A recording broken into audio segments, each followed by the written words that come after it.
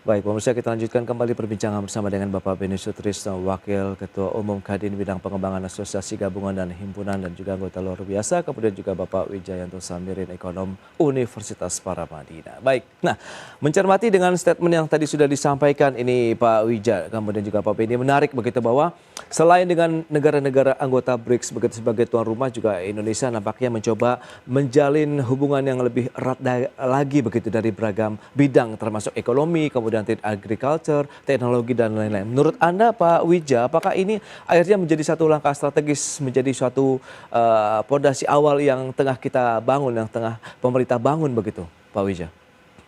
Salah satu manfaat BRICS Ya. adalah ini menjadi booster Hmm. bagi confident negara-negara untuk bersikap apa adanya. Oke. Tidak lagi takut-takut bersikap karena khawatir membuat Amerika marah, Eropa marah, dan lain sebagainya. Jadi booster yang sangat penting.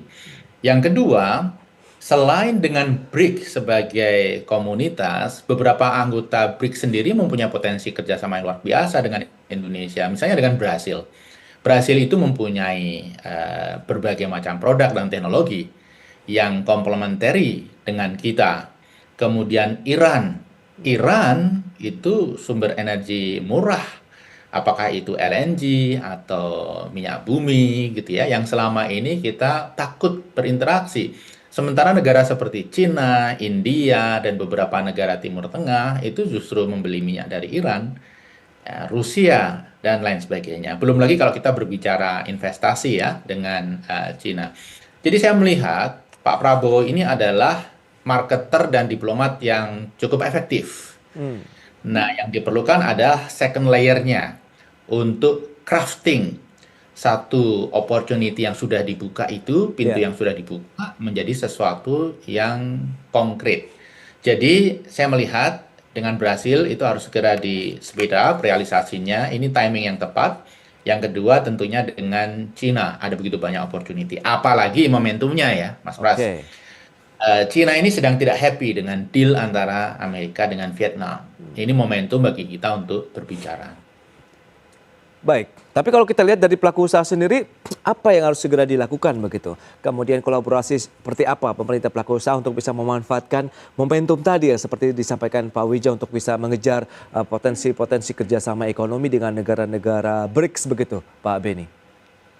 Ya, ini saya kira eh, peran daripada dubes-dubes kita Hmm. di negara-negara BRIC itu kita mintakan lebih aktif memberikan informasi mengenai perdagangan negara di mana beliau-beliau ini ditugaskan, sehingga kita bisa mencari opportunity yang bisa kita masuki ya. Jadi dan tentu Kadin akan juga akan melakukan kerjasama dengan Kadin atau chambers mereka yang ada di sini, yang diwakili oleh beberapa pengusaha dia yang ada di sini.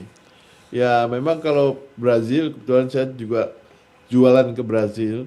Ada beberapa hal yang memang dia nggak punya, yaitu kalau di bidang tekstil dia non non cotton dia nggak punya, Hmm. ya kan? Jadi dia akan impor dari kita dan impor dari Cina tentu. Nah sementara kita di Indonesia nggak punya cotton. Nah Hmm. di daerah namanya Mato Grosso Hmm. itu provinsi yang sangat sangat tumbuh pertaniannya bagus, yaitu menanam kapas, dan saya juga impor dari sana. Jadi saya Hmm. kira Brasil dengan kita, sebetulnya Brasil itu termasuk negara Mercosur ya. Hmm. Brasil, Argentina, Meksiko. Uruguay, Paraguay. Nah, kita belum punya itu perjanjian perdagangan free trade dengan mereka. Kita Oke. punya perjanjian free trade dan sampai SEPA itu dengan Chile, dan Hmm. yang lanjut dengan Peru. Nah, sebaiknya Mercosur itu karena populasinya cukup besar ya, tentu populasi itu kan menunjukkan kebutuhan manusia ya, di mana kita industri manufaktur kita bisa memenuhi atau mengisi celah-celah kebutuhan tersebut, di antaranya eh, komponen otomotif mereka butuh sekali, dari mulai Hmm. aki, ban dan seterusnya.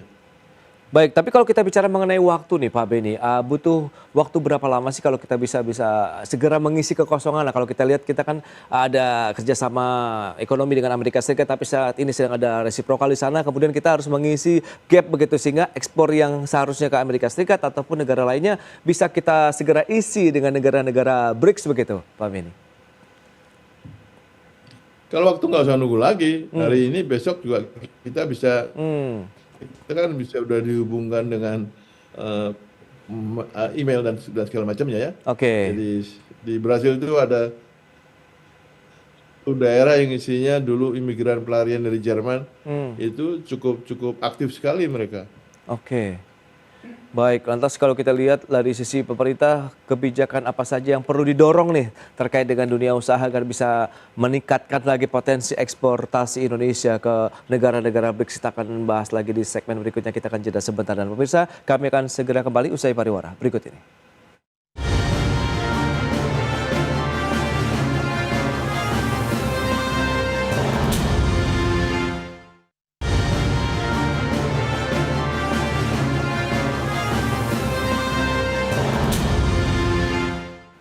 Ya, terima kasih Anda masih bergabung bersama kami dalam Market Review. Baik, kita lanjutkan kembali perbincangan bersama dengan Bapak Wijayanto Samirin, kemudian juga Bapak Beni Sutrisno. Nah, Pak Wija, kalau kita lihat dan kita cermati komitmen dan kesepakatan yang sudah diambil oleh para pemimpin ataupun negara-negara yang menjadi anggota BRICS sendiri, bagaimana menurut Anda terkait mendorong reformasi tata kelola global, ada promosi perdamaian dan keamanan internasional, stabilitas global juga begitu, Pak Wija? Ya, 4 poin itu adalah 4 poin yang lengkap ya. Hmm. Kalau 4 poin itu berhasil diwujudkan, maka prosperity di dunia ini otomatis akan terwujud. Oke. Nah, saya ingin meng-highlight yang terkait dengan ekonomi. Kita sekarang melihat ya, ada begitu banyak institusi ekonomi yang dibuat pasca Perang Dunia Kedua, juga pasca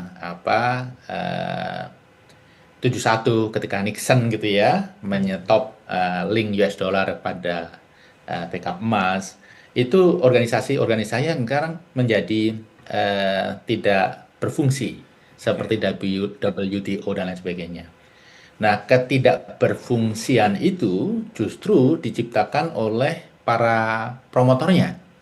Nah, sehingga dunia ini butuh alternatif. Jadi, BRIC ini bisa muncul sebagai kekuatan yang sifatnya alternatif sehingga Amerika itu tidak semena-mena terhadap berbagai institusi yang sebenarnya sudah sangat berjasa bagi dunia ini. Apakah World Bank, IMF, ini kan sekarang dipertanyakan efektivitasnya karena Oke. unilateralismenya Amerika.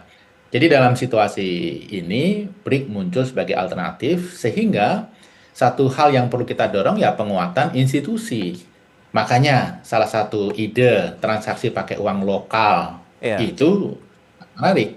Yang kedua, development bank itu sangat menarik. Jadi ada beberapa hal yang memang perlu kita dorong sebagai alternatif institusi Iya. yang selama ini mulai luntur perannya.